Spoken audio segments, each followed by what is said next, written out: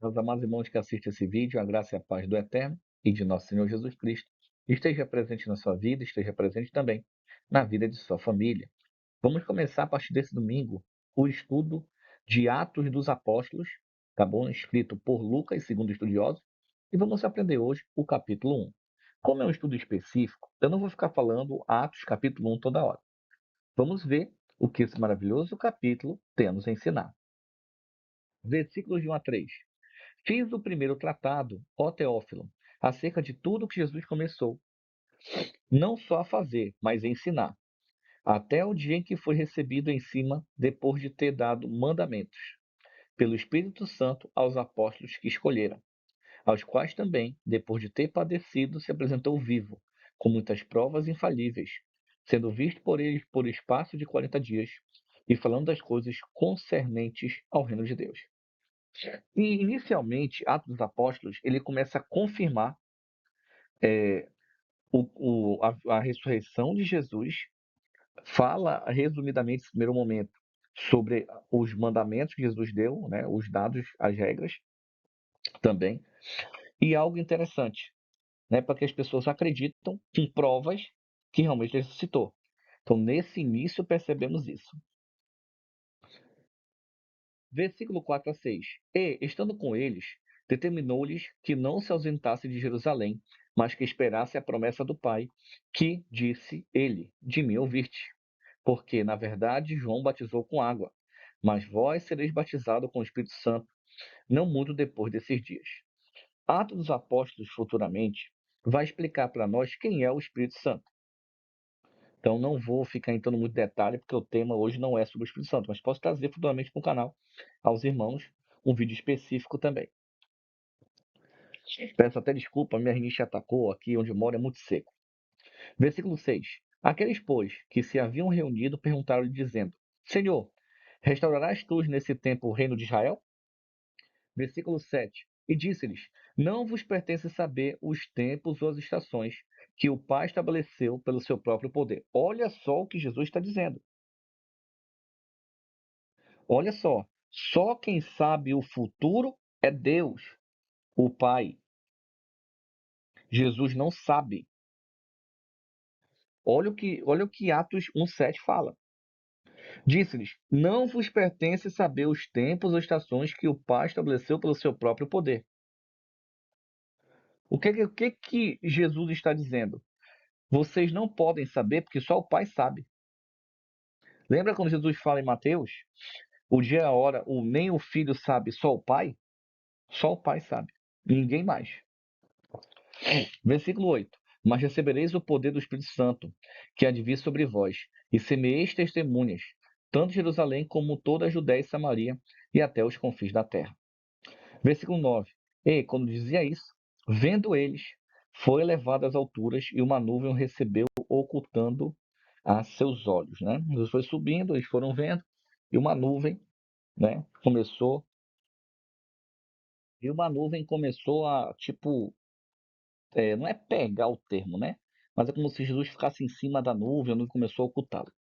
Versículo 10, 11 e 12.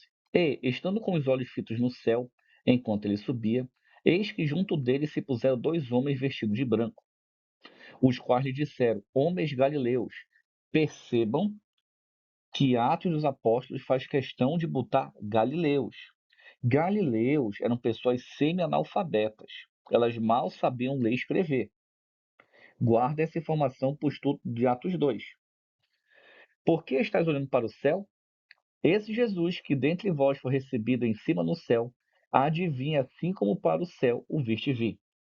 O que os anjos estão dizendo? Assim como vocês viram ele subindo, vocês verão ele voltando. Da mesma maneira.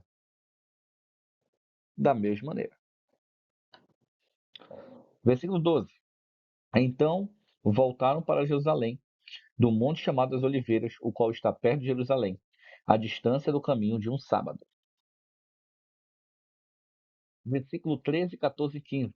E, entrando, subiram ao cenáculo, onde habitavam Pedro, Tiago, João e André, Filipe e Tomé, Bartolomeu e Mateus, Tiago, filho de Alfeu, Simão o Zelote e Judas, irmão de Tiago. Todos eles perseveraram unânimes em oração e súplicas com as mulheres e Maria, mãe de Jesus, com seus irmãos. Percebemos aqui, nesse momento, que todos eles estavam unânimes. O que é isso? Eles estavam vivendo realmente o corpo de Cristo, um só corpo em Cristo, um só propósito. Em oração e súplicas, né?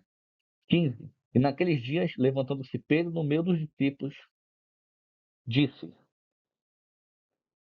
Homens e irmãos, convinha que se cumprisse a escritura que o Espírito Santo predisse pela boca de Davi, acerca de Judas, que foi o guia daqueles que prenderam a Jesus, porque foi contado conosco e alcançou sorte nesse ministério.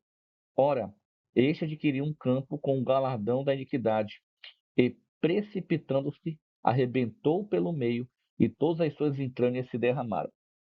Eu não sei se eu explico esse caso, mas é mais ou menos assim. Ele foi tentar fazer o que ele ia fazer, a corda arrebentou e ele caiu de um penhasco, de um precipício, e isso fez com que ele se partisse em dois, né? E isso aí, para um judeu, é uma morte terrível, né? Não sei se é hoje, mas para a época, versículo 19, 20 e 21. E foi notório a todos os que habitam em Jerusalém, de maneira que na sua própria língua esse campo se chama-se Alcedama, isto é, campo de sangue, para você ver o quanto isso para o judeu é terrível, né? Tem certas coisas que são abominações, certas ações, atitudes, né? 20. Porque no livro dos Salmos está escrito: Fique deserta a sua habitação, e não haja quem nela habite, e tome outro seu dispado. 21. É necessário, pois, que, dos homens que conviveram conosco todo o tempo, em que o Senhor Jesus entrou e saiu dentre nós, começando desde o batismo de João, até o dia que entre nós foi recebido em cima, um deles se faça conosco testemunho de sua ressurreição. Isso aqui é interessante, né? Os evangelhos, eles não citam José, chamado Barsabás, e Matias. Eles não citam. Eles colocam o termo codiscípulos. O evangelho de João coloca codiscípulos, né? Então você percebe que em Atos eles começam a falar quem são esses codiscípulos ou outros que estavam com Jesus, aprendendo, seguindo, né? Interessante. 23. E eram esses dois. Só que assim, a Bíblia não diz que só eram esses dois. A Bíblia diz que esses dois iriam substituir Judas Iscariote, né? E apresentaram dois: José, chamado Barsabás, que tinha por sobrenome o Justo, e Matias. Esse, o Justo, não era um codinome, um nick, um apelido. Era o sobrenome dele. 24. E, orando, disseram: Tu, Senhor, conhecedor dos corações de todos, mostra qual desses dois tens escolhido. Os discípulos estavam com medo de fazer uma escolha sem o direcionamento do Senhor. Então eles oraram. Interessante como eles fizeram essa sorte, né? 25. Para que tome parte desse ministério e apostolado de que Judas enviou para ir para o seu próprio lugar. É assim, não vou defender ou desdefender, mas se o sonho de Deus é que todos fossem salvos, né? Deus também queria que Judas se arrependesse, mas infelizmente, né? Infelizmente. 26. E, lançando-lhe sorte, caiu a sorte sobre Matias, e por voto comum foi contado com os 11 apóstolos. Interessante que esse sorte, ele é um sorteio. Os apóstolos fizeram uma oração e sortearam. Meus irmãos, que possamos ter compreendido um pouco de Atos 1, que Deus abençoe. Até nosso próximo encontro. Um ósculo santo a todos.